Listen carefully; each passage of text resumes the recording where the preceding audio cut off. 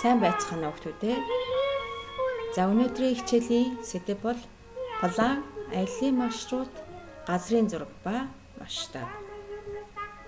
За хичээлдээ анхааралтай оролцоорой хүүхдүүдээ. За бэлгүүн гэдэг хүүхдэд өөрийнхөө ширээний план зургийг зурах даалгавар өгч. План зураг гэж юу вэ? Хүүхдүүдээ бэлгүүндээ тусалцгаая. За план зураг гэдэг бол альва зүйлийг игт дээрээс нь харж зурсан зургийг хэлдэг шүү дээ. За энийг зурхын тулд эхлээд хэмжээгээ авах хэрэгтэй. За ингээ хэмжээгээ авахад ширээний маань урт нь 2 м, өргөн нь 1 м болж таарлаа. За ширээний игт дээрээс авсан зургийг бүгдээрээ ажиглаж харж байна. За ширээний урт нь 2 м, өргөн нь 1 м хэмжээтэй. За мэдээж ширээний энэ хэмжээгээр дэвтэрт багтахгүй учраас багасгаж зурна.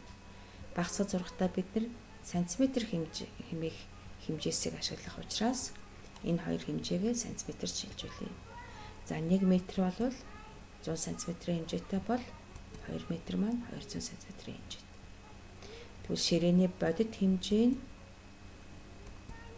100 см-ийг харьцах нь 200 см юм байна. За үүнийг тооны харьцан ёсоор тэмдэглэх юм бол 100-г харьцах нь 200 гэж ингэж тэмдэглэх нэ. За тэгвэл энэ хэмжээг хэрхэн багасгаж зурвал дэвтэр дээр багтах болоо. Бэлгүүн маань тооцоо хийж үзчихье. Эхлээд ширээний зургийн хэмжээг олохын тулд за 100-г харьцах нь 200 гэсэн хэмжээсээ тус бүрийг нь 5 дахин багасгасан. Хэд гарах вэ хүүхдүүдээ? Зүйтэй 20-ыг харьцах нь 40 болно. За энэ маань ямар хэмжээгээр зурагдах вэ? Сайн бодоорой хүүхдүүдээ. 20 см-ийг харьцах нь 40 см хэмжээтэй зурагдана гэсэн үг шүү дээ. Энэ бол мэдээж дэвтэрт багтахгүй. Тэгэхээр ахиад үүнийгээ сайн бодож байгаад хэд дахин багасгах зүгээр санагдаж байна та нарт. За бэлгүү маань 10 дахин багасгач. 10 дахин багасгахад хэдийг харьцах нь хэд болох вэ хүүхдүүдээ?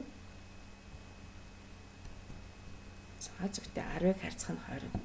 Буюу 10 см-ийг харьцах нь 20 см-тэй зурж болох. За энэ хэмжээ бол мөн дэвтэрт мөн л одоо бас томдож харагдах бах тийм ээ. За тэгтээ ширээний хэмжээг хэд дахин багасгаж болох вэ? Тус бүрийг нь 20 дахин багасгаж 20 хувааж зурж болно. Хэдийн харьцаатай зураг болох вэ? 5-ыг харьцах нь 10. Нэгсэндөө 5 см-ийг харьцах нь 10 см хэмжээтэй зураг болох нэ. За энэ бол болж байна. Ийм хэмжээтэй давцанг зурж болно. За үүнээс ч бага бас байж болно. Сайн бодоорой хүүхдүүдээ хэд дахин багасгавал энээс бага хэмжээгээр зурж болох вэ? За бэлгүүн хамгийн бага хэмжээгээр зурах хэмжээг олохдоо тус бүрийг нь 100 дахин багасгачээ. 1-ийг харьцах нь 2 гэсэн хэмжээгээр зургана. Тэгсэндөө 1 см-ийг үржих нь харьцах нь 2 см хэмжээтэй давцсан зурна гэсэн үг байна. За тэгвэл бүгдээрээ дараагийн хуудсан дээр эдгээр одоо хоёр хөлбраар ширээнийхээ давцанг зурж үзүүлье. За эхний байдлаар зурж. За энэ бол ширээний бодит хэмжээг хэд дахин багасгасан бэлээ хүүхдүүдээ? 100 см буюу 200 см хэмжээг тус бүрийг нь 20 дахин багасгаад 5 см-ийг харьцах нь 10 см-тэй зуржээ. За үүний ингээд ажиглаж байхад 100 см-ийг 20 хуваахад 5 см гарна. 200 см-ийг мөн 20 хуваахад 10 см гарч байгаа шүү дээ. За эндээс хүүхдүүдээ энэ зургийн 1 см-т ширээний буюу бодит хэмжээний хичнээн сантиметрийг багтааж зурсан байна гэсэн үг. Сайн бодоорой хүүхдүүдээ. Ийшээ ингээд 10 см-т бодит хэмжээний 200 см-ийг багтаасан буюу 1 см-т нь бодит хэмжээний зүйтэй нь 20 дахин багасгасан учраас 20 см-ийг багтааж зурсан байна гэсэн үг байна. Сайн тодруулж бүгдээрээ ярилцъя. зургийн 1 см-т бодит хэмжээний 20 см-ийг багтаан зурсан байна гэсэн үг. Үүнийг харьцаагаар илэрхийлье. Нэгийг харьцах нь 20 хэмжээтэй зурлаа гэсэн үг байна.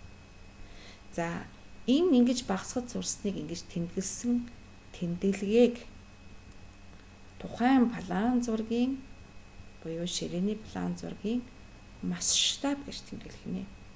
За тэгвэл өнөөдрөөс эхлээд бид нэр масштаб хэмээх энэхүү ойлголтыг одоо ашиглаж сурах нэг. Хамгийн сүүлд за тус бүрийн хэмжээг 100 дахин багасгасан хэмжээгээ бүгдээрээ зураг зуръя. 1 см гарсах нь 2 см хэмжээтэй зурлаа. За энэ зургийн 1 см-т бодит хэмжээний хэдэн сантиметрийг багтаасан байна? Хүүхдүүдээ сайн ажиглаарай. 100 см-ийг багтаасан байна. Бүгдээрээ тэгвэл харьцаагаар илэрхийлье. Нэгийг харьцах нь 100. Энэ маань мөн ширээний план зургийн юу байх нь хүүхдүүдээ? Масштаб байх. За ширээний план зургийг бүгдээрээ багасгаж зурлаа. За одоо энд бол нэгэн хашаа, цуслангийн хашаа харагдаж байна. За одоо энэ зургийн одоо дээрээс харсан одоо гурван талаас нь харсан байдлаар энэ зургийг үзүүллээ. За энэ зургийн одоо план зургийг зурхын тулд мөн одоо бүгдээрээ хэмжээг нь одоо тэмдэглэе. За энэ хашааны урт нь 60 м, өргөн нь 45 м юм байна. За тэгээ энэ байшингийн за энэ дагуу хан нь 80 м, уртлын хан нь 6 м. За энэ доголтой энэ хан нь 3 м. Энэ уртлын нүүрний хан нь 6 м хэмжээтэй. Ийм одоо байшин байна. За тэгээ юуны өмнө бүгдээрээ энэ хашааны одоо хэмжээг зурхтаа хэрхэн багасгах зурхаа бүгдээрээ ярилцъя. За мэдээж бид нар дэвтэр зурх учраас за 60 м-ийг бүгдээрээ сантиметрт шилжүүлье. За 1 м 100 см байдаг учраас 60 м-ийг 100-аар хожуулаад 6000 см байх юм тийм ээ. За тэгвэл дэвтэрт бид нар энэ 60 м-ийг хичнээн сантиметрээр зурвал зохимжтой байв хүүхдүүд ээ. За зөвхөн 6 см-аар зурвал илүү зохимжтой тийм ээ. Тэгээ 6 см болгохын тулд 6000 см хэд дахин багасгах вэ хүүхдүүд ээ? Зөвхөн 1000 дахин багасгаад 6 см-ээр зурж байна. За тэгвэл бүгдээрээ өргөн талаа хэрхэн багасгах вэ? Сайн ажиглая. 45 м бол 4500 см шүү дээ. За 4500 см-ээ за уртыг 1000 дахин багассан бол өргөнийг мөн 1000 дахин багасгаад 4.5 см-ээр зурах нь. За одоо энэ багасгаж зурсан зургийн масштабыг хэрхэн тэмдэглэх вэ бодъё, ярилцъя. За бодит хэмжээг хэд дахин багасгаж зургийн хэмжээ гаргасан бэлээ хүүхдүүд ээ? Сайн бодоорой. Бодит хэмжээг 1000 дахин багасгасан учраас нэгийг харьцах нь 1000 гэж бичих нь байна. Энэ маань юу гэсэн үг вэ гэвэл зургийн 1 см-т бодит хэмжээний 1000 см-ийг багтааж зурсан байна гэсэн үг байна. Хүүхдүүд маань бие даагаад одоо энэ туслангийн байшингийн масштабыг бас зурж болно шүү хүүхдүүд ээ. За дараагийнхаа бодлогот орцгоё хүүхдүүд ээ.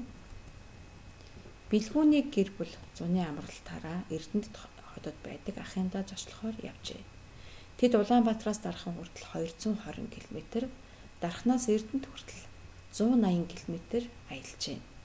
Бэлгүүний гэр бүлийн аялсан замын маршрутыг дэвтэрт хэрхэн зурах вэ?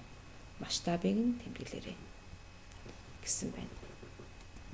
За багш нь энд бэлгүүний аялсан замын маршрутыг одоо ерөнхийд нь зураглаж үзүүлье. За Улаанбаатар хотоос за баруун хойд зүгт Дархан хот руу чиглээд 220 км явсан. За Дарханаас баруун зүгт одоо Эрдэнэт хот байдаг. Эрдэнэт хот руу 180 км аялж явжээ. За энэ бол ерөнхийд нь тайм зураг байгаа. За үүнийг яг боддоор яаж одоо багасгаж зурах вэ гэдгийг бүгдээрээ үзье. За бүгдээрээ дэвтэрт одоо зурх учраас 220 км-ээ сантиметр шилжүүлнэ. За сантиметр шилжүүлэхийн тулд эхлээд бүгдээрээ метр шилжүүлнэ. За 1 км-т 1000 м байдаг учраас үржүүлээд 220 мянган метр юм байна. За сантиметр шилжүүлэхийн тулд 220 мянган метрээ 100 см шилжүүлээд 22 сая сантиметр болж байна. За үүнтэй адил 180 км юм. Бүгдээрээ шилжүүлээ. 180 км бол 180 мянган метр буюу 18 сая сантиметр юм. Одоо тэгвэл бүгдээрээ төвтөрт энэ 22 сая сантиметрийг хичнээн сантиметрээр төлөвлөл зурх нэ гэдгийг бодъё. За сайн бодоод. За энд бэлгүү маань сая дахин багасгасан байна. 22 саяыг сая дахин багасгахад хэдэн сантиметр болох вэ хүүхдүүд ээ? 22 сантиметр болох. Мөн 18 сая сантиметрийг сая дахин багасгаад 18 сантиметрээр зурж болох нэ. За хэдий том ч гэсэн энэ бол бас дэвтэрт буюу цаасан дээр буулгаж болох хэмжээ байна тийм ээ. За зургийн масштаб нь ямар болох вэ хүүхдүүд ээ? Зүйтэй. Зургийн 1 см-т бодит хэмжээний сая сантиметрийг багтаасан учраас нэгийг харьцах нь сая гэж масштабаа тэмдэглэх нэ. За масштабыг газрын зургийг зурхад маш их ашигладаг. За та бүхэн ажиглаж байгаа бах. Энэ бол дэлхийн газрын зургийн доор энэ масштабыг төрсөлсөн байна. За сайн анхаараарай. Энэ масштабыг багш нь томруулж харуулъя. За масштабаа уншаарай. Нэгийг харьцах нь хэдүүлээ хүүхдүүдээ 12 сая гэж тэмдэглэсэн байна. За энэ яг юу гэсэн үг юм бэ хүүхдүүдээ? Зургийн 1 см-т бодит хэмжээний 12 см-ийг багтаан зурсан байна гэсэн үг. За одоо бүгдээрээ энэ одоо үйлдэлийг задлаж бодъё. 1 км-т хичнээн метр байдгийг хүүхдүүдээ. 1000 метр байдаг. 1000 метр маань хичнээн сантиметр үлээ.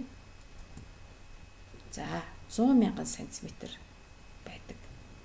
Тул одоо бүгдээрээ 12 сая сантиметрээ 100 мянган сантиметр буюу 1 км-т бүгдээрээ хувааж үзье. За тэгвэл хэд гарах хүүхдүүдээ сайн бодоорой. 1 2 3 4 5 тэг 1 2 3 4 5 тэг дарагдаад 120 км болох нэ. Өөрөөр хэлбэл 1 см-т зургийн 1 см-т бодит хэмжээний 120 км-ийг багтааж зурсан байна гэсэн үг байх нэ хүүхдүүдээ. За энэ мэдлэгээ ашиглаад дараагийн бодлогыг бодоорой хүүхдүүдээ. За өнөөдрийн хичээл энэ хүрээд өндөрлөө. Хичээлдээ амжилттай оролцсон хүүхдүүдтэй баярлалаа. Баяртай.